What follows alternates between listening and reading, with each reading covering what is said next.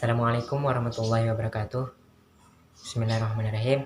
Selamat datang di kelas 12. Semoga kita tetap dilindungi oleh Allah Subhanahu wa taala dan tetap disehatkan jasmani dan rohaninya walaupun dunia ini sedang dilanda wabah. Semoga kita dan seluruh keluarga kita tidak ada yang kena. Untuk semester ganjil ini kita akan membahas dua materi matematika wajib, yaitu tentang dimensi 3 dan statistika. Untuk hari ini kita akan membahas dimensi 3. Apa itu dimensi 3? Dimensi 3 adalah bangun yang terdiri atas panjang, lebar, dan tinggi. Seperti hanya kubus, balok, ataupun prisma, dan lain sebagainya. Ada beberapa istilah dalam dimensi 3 yang perlu diperhatikan. Yang pertama ada titik, garis, bidang, ruang, jarak, dan diagonal. Titik adalah sesuatu yang mempunyai kedudukan namun tidak mempunyai ukuran. Biasanya titik dalam penulisannya itu menggunakan huruf kapital seperti ini. Garis adalah titik-titik yang mana titik tersebut berderet kedua arah yang saling berlawanan. Contoh sebuah garis adalah setas benang yang dibentangkan atau tali yang dibentangkan. Cara penulisan garis ada dua. Yang pertama dengan menggunakan satu buah huruf kecil, atau dengan cara yang kedua menggunakan dua huruf kapital. Selanjutnya ada bidang. Bidang adalah kumpulan lebih dari dua buah garis. Biasanya penulisan bidang ini dengan menggunakan titik sudut, menggunakan huruf alfa atau beta. Selanjutnya adalah jarak. Jarak itu adalah jalan terdekat yang bisa kita tempuh, atau dalam pengertian di matematika itu adalah jarak terdekat yang bisa kita peroleh dari konsep jarak yang akan kita hitung. Jarak terdekat ini biasanya kita peroleh ketika terbentuk saling tegak lurus, garis yang saling tegak lurus, dan biasanya menggunakan teori Pythagoras. Ya, dalam dimensi 3 ini ada 3 pembahasan, yaitu yang pertama ada jarak titik antar titik, ada jarak titik ke garis, dan jarak titik ke bidang. Ya, jarak titik antar titik, langsung ke contoh. Di sini ada sebuah bangun ruang, yaitu bangun ruang ABCD EFGH, BCD-EFGH. Yang dimaksud dengan jarak antar titik itu misal kayak gini. Jarak antara titik A dengan titik C itu adalah ruas garis atau diagonal AC. Itu adalah jaraknya, jarak terdekat antara A dengan titik C. Terus misal lagi ada jarak antara titik C dengan E adalah diagonal ruang CE. Garis antara C lawan E. Sebelumnya kita ulang sedikit. Diagonal itu terbagi menjadi dua, dari diagonal bidang dan diagonal ruang. Diagonal bidang itu adalah garis yang menghubungkan dua buah titik sudut yang saling berhadapan dalam satu bidang. Ini misalnya titik A dengan titik C itu adalah diagonal bidang AC. Atau B dengan D itu adalah diagonal bidang BD.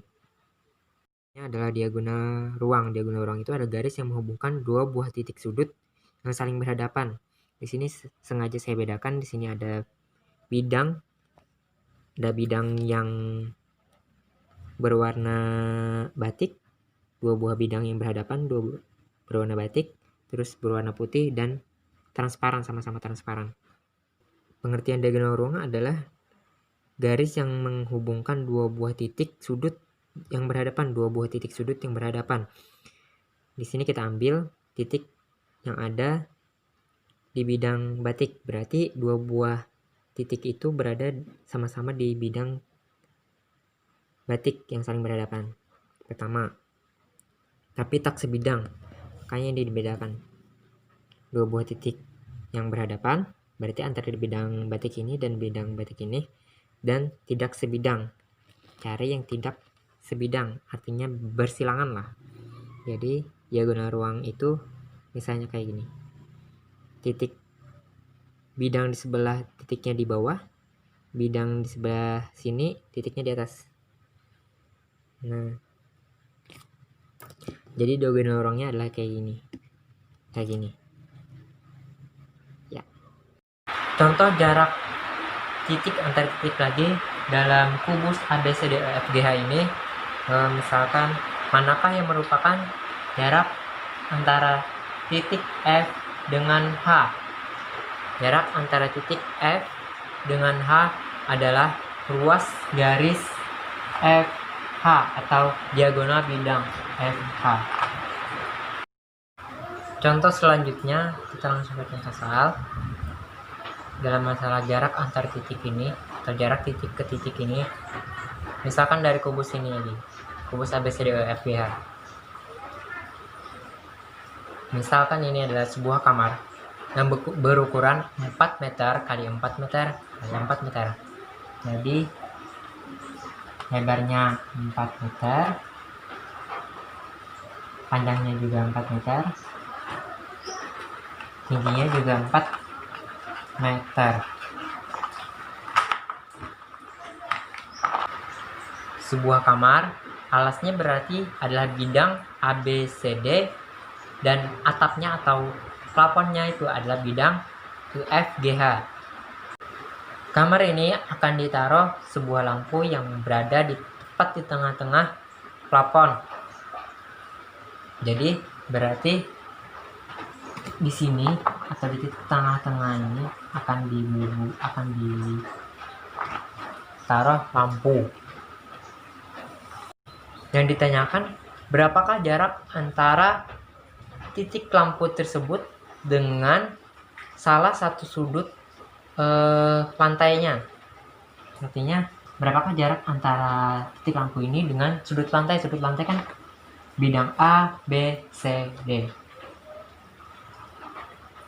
Jadi yang ditanyakan, ini ke titik D berapa, ke titik A berapa, terserah. Kita ke titik B berapa, ke titik C berapa jaraknya. Sebelum menentukan jawaban, alangkah lebih baiknya tulis dulu apa yang diketahui dalam soal tersebut. Jarak titik T dengan A sama dengan jarak titik T ke B, jarak titik T ke C, jarak titik T ke D.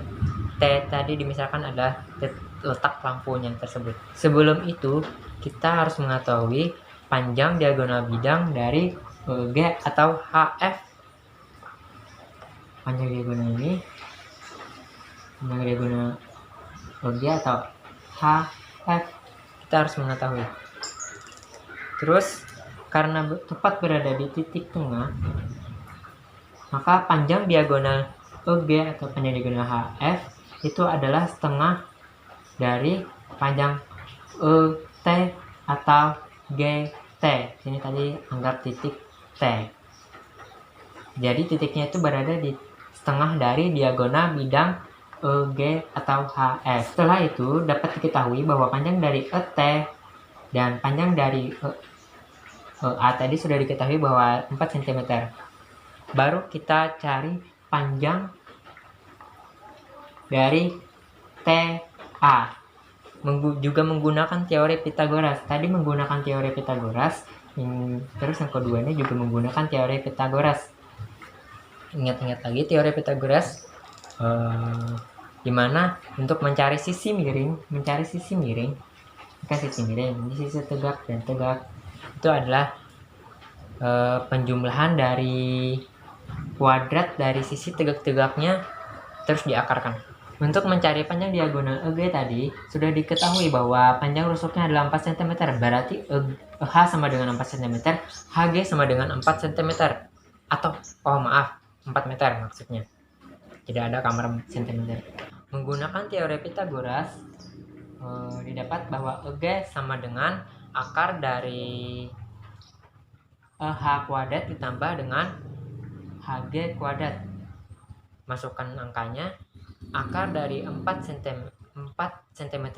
meter kuadrat ditambah dengan 4 meter kuadrat. Didapat akar dari 16 ditambah dengan 16 sama dengan akar dari 32.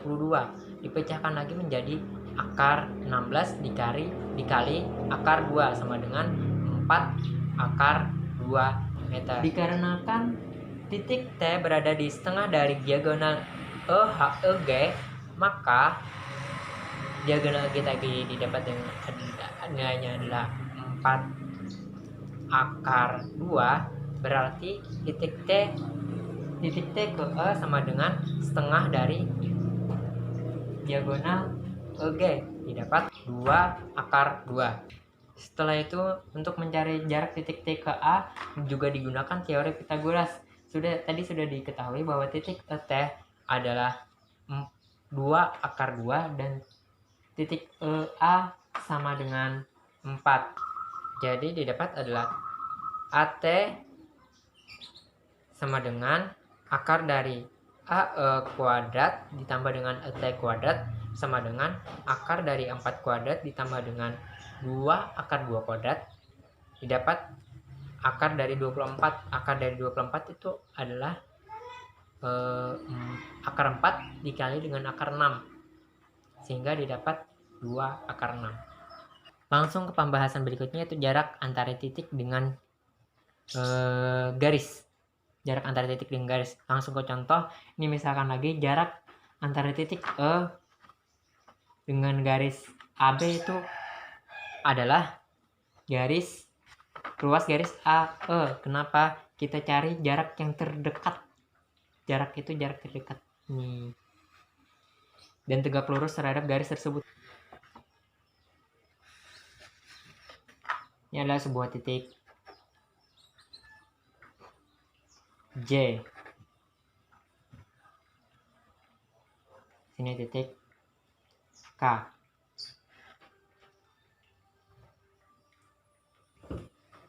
Manakah yang merupakan jarak titik J dengan garis AB? Di sini diketahui jarak, cari tegak lurusnya, tegak lurus terhadap garis AB dan titik terdekat. Ini kita misalkan tadi sudah didapat bahwa jaraknya adalah ruas garis JK. Contoh lagi, misalkan diberikan segitiga sikisuku ABC seperti berikut nih. Segitiga sikisuku ABC,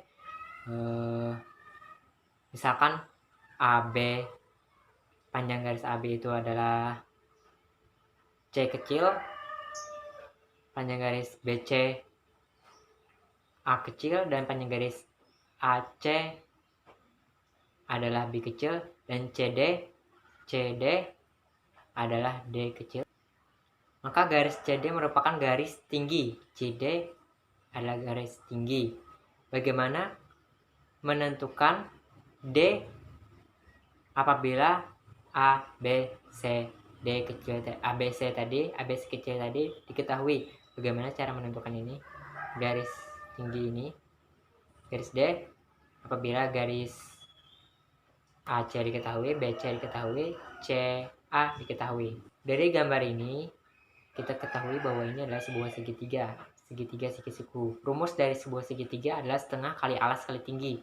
Jadi luas dari segitiga A, B, C adalah setengah dikali dengan B, C yang jadi alasnya dikali dengan CA yang jadi tingginya.